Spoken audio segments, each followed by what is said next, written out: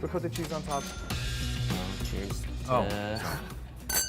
Beets. Little known fact about. Doesn't that kind of look like that? Cheers. Oh man. Wow. Hey guys, LTD here, and what you saw just now was a video from Buzzfeed's Worth It on spaghetti, and when I watched it I was drawn to the beetroot pasta, so I thought I'd give it a go. Now after some testing, I've realized it's pretty simple, and here's how you can do it too. Now we start by making our beetroot paste. Now grab some small beetroots and peel them clean. Get a sheet of aluminum foil and place the peeled beets in them. Season with salt and pepper and wrap into a little pouch.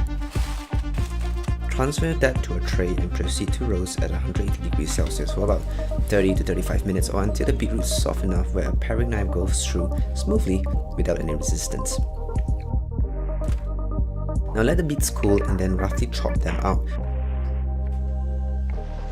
Transfer into a blender and blend till smooth. You could run it through a sieve at this point to make it more fine dining worthy, but I'm just leaving them in for extra added fiber and cause I'm just lazy like that at home. Now cook up some dried pasta accordingly to the number of desired servings. I'm doing one here because well, I know nobody else eating this other than me.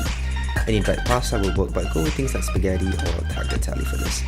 Now into a non-stick pan, add 1 to 2 teaspoons of olive oil and heat over medium heat.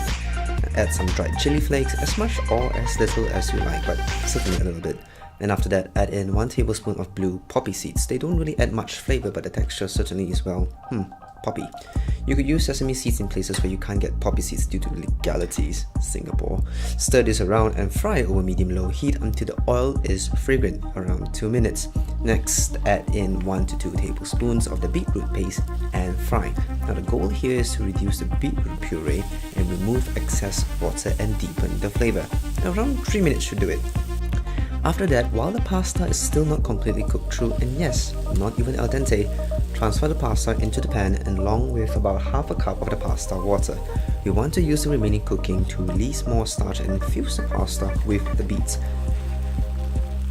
Continue to cook until the pasta reaches the al dente consistency or whatever desired consistency you would like. Rebels, adding more pasta water as needed. Lastly, taste the sauce and season with salt, pepper and lemon juice. Pour the pasta with a pair of tongs and then serve it up. Garnish with a scoop of homemade ricotta and some finely sliced chives. And there you have it, as seen on Buzzfeed's Worth It, beetroot poppy seed spaghetti.